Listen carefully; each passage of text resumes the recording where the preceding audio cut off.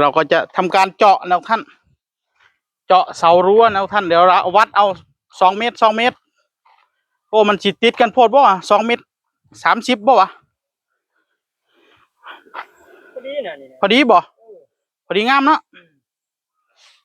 ไปเอายังเจาะอันนี้เนี่ยเจาะห้อง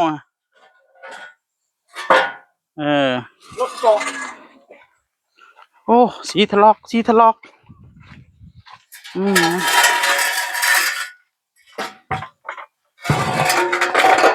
ให้จะเป็ดโชว์ฝีมือก่อนไหนเอาบุจกไปน้ำเนาะเพื่อได้บายคุด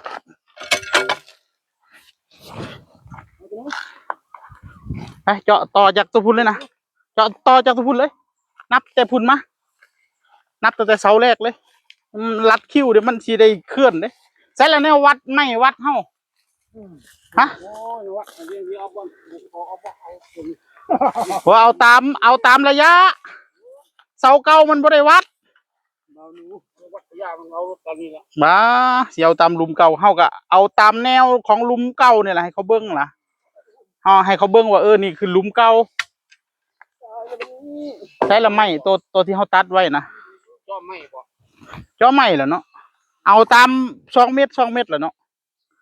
ส่วนลุมเก่าเนี่ยให้เขาเบิ้ง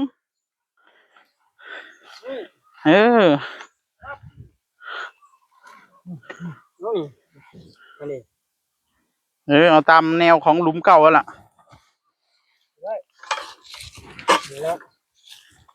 นะบัดนี้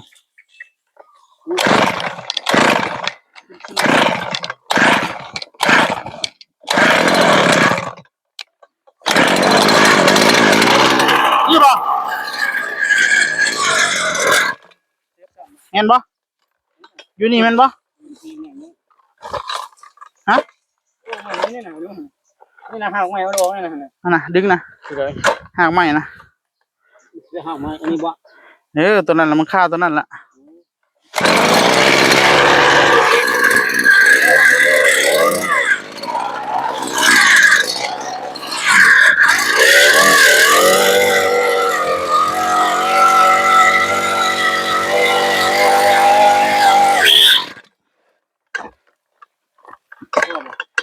บ่พอแล้ว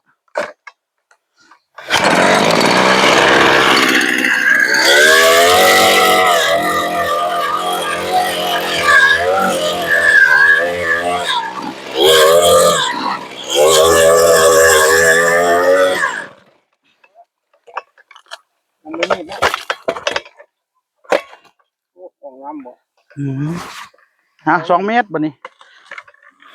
เอาตามลุมเก่ามันนี่เนาะเอาตามแบบระยะนะอันนี้เอานี่แนวเอาแนวลุมเก่าเนาะเฮาบ่ต้องขยับห่างจากลุมเก่าส่ำใด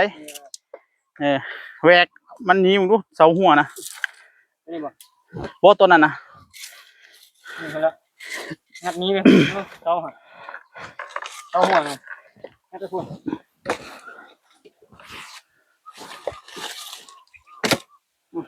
เอาปูนนะแม่ทำยังไงวันนี้พุ่น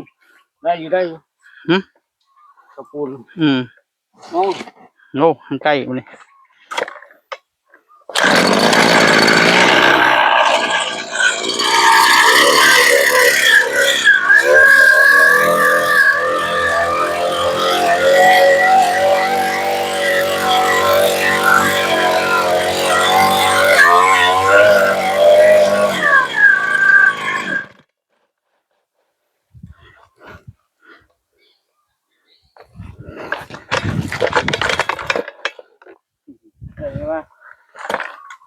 เช็ดจังสีนี่นะมันเกลือนลงเกลือนบัดนี้สนุกลองเบิ้งให้แต่เป็ดลองเบิ้งดูนี่ให้ตะกาบเบิ้งดูลองกันคนละหลุม2 หลุมเอาตามแนวหลุมเก่าเด้พี่น้องเอ้ยเอาตามแนวของหลุมเก่าไปเลย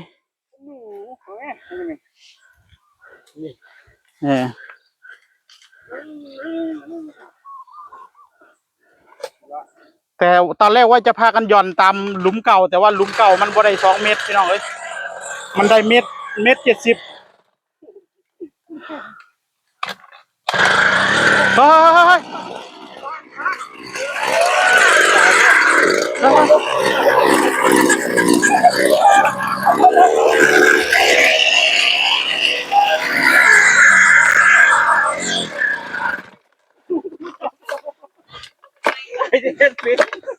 หนูบ่จับ คือบนจับมันไว้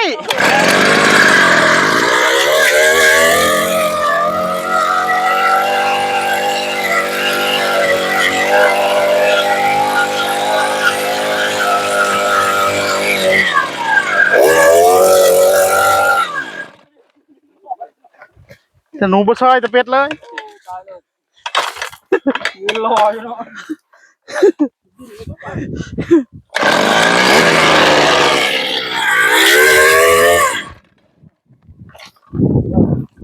ลึกก็บ่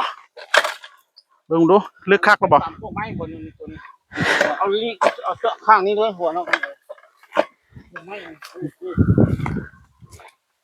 ฮะลองเบิ่งดูมันสิถือกกไม้นี่อยู่บ่ฮะถือกกไม้พอดีความบ่ฮะนี่เส้นนี้เลยอันหัวน้ำเนาะหรือว่าเว้นเหรอฮะตัวนี้ว่าตีเสนี่มันก็สิได้มีแล้วนับตัวนี้เอาข้างๆเจนี่บ่เจใดมันใกล้กว่ากันบ่นี่เอาไข่ลูกเก้าแล้วบ่ได้บ่นี่ลูกเก้าเยอะนี่หรือว่าสิเอามุมนี้นี่เนาะมุมนี้เนาะนี่เนาะนี่มองให้โดนนี่เนาะไปแล้วเขาก็ยังตัดตัวนี้ออกเนาะตัดตัวนี้กับตัวนี้ออกเนาะบ่ต้องตัดตัวนี้ตัดตัวนี้นี่ฮะตัดตัวเดียวนี่ได้กับปุ้งเลยตัวนี้เฮาก็ทาเอานี่ว่าสุบ่ใช้เดี๋ยวนี้เอาตอกเท่านี้เลยอันหัวหน้ามันน่ะออกลมเพิ่นลมผมเขาก็เอาลวดน้ำนี่สอดเข้าไปพีวินเลยเนาะนั่นแหละนี่สิก็ได้นี่สอดกันสอดเข้าแจนี่กับพ่อนี่เนาะจังซั่นบ่จังซั่นแล้วใส่ได้บ่ตัวนี้เอาลงนี่พอดีเลยนี่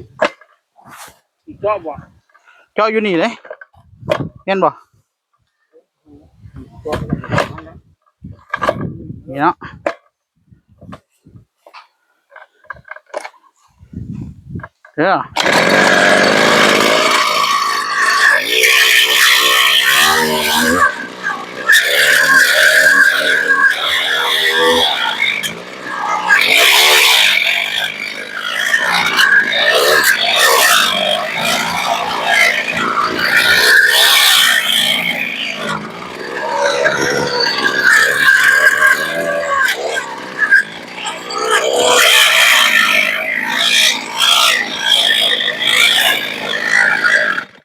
แรงเนาะ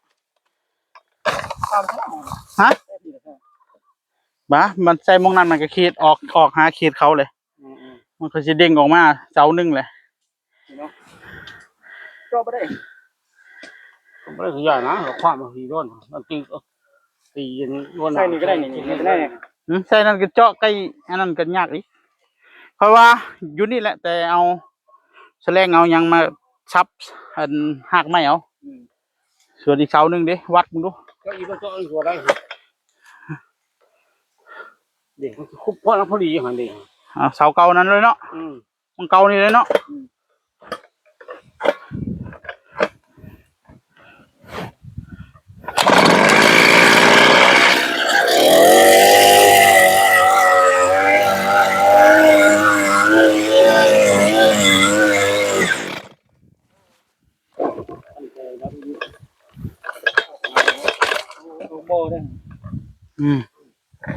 วัดมึงดูมันนี่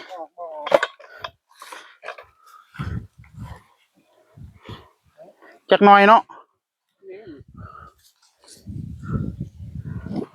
หรือว่าขยับออกมาจักหน่อยตัวนี้บ่ให้มันถือเสาเก่านะบ่ให้มันถือหูเก่าเพราะว่าถือหูเก่านั้นมันบ่อยากแน่นเด้นี่เนาะ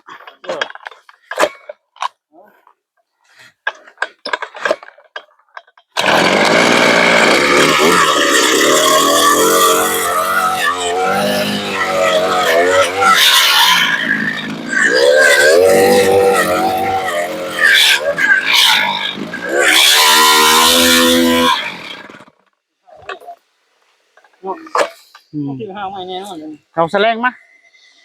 แสลงน้อย ชื่อห้าวไม่บ่ จักแล้ว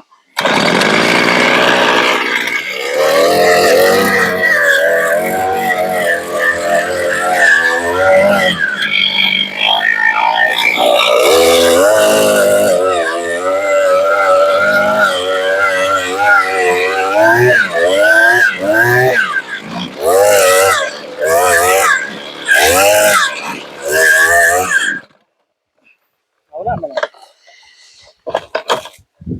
โอ้พุดดิน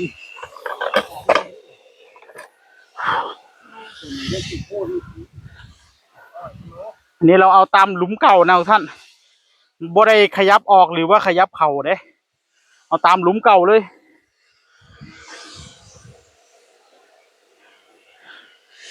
ไหนห้องไหนโคนเฮ็ดยังไงวะรวดน้ำเขาก็มันก็สิบ่ได้แล้วเนาะเอารถไถมาตำเอาเนาะเพราะพยายามเขาขึงรวดน้ำมันก็ตำ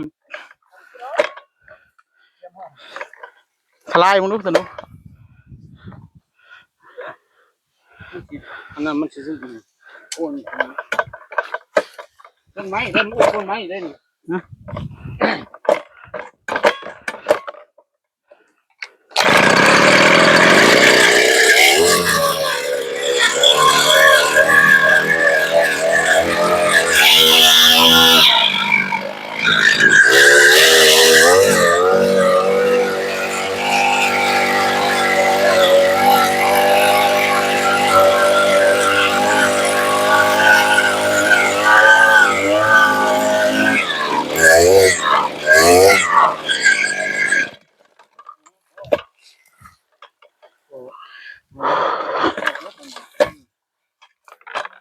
ดึงดูตัวนี้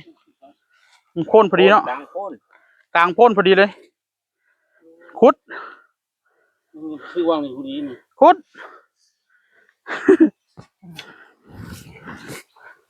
รถขับลองนะโอ้ยไม่ต้องหุ้งรถดอก เอาขุดเอาก็ได้นะ โอ้ยพวกแข็งเลยดูละ แข็งบ่เจาะบ่เอาเครื่องเจาะเลยบ่ เคยอยู่บ้านนั่นแหละไม่ได้เลี้ยงนะครับ ยัง เขาคุดก็ตีมันอ่ะเอาแม่นั่งมันเอานั่งมันนั่งพวกใส่เบ็ดเขา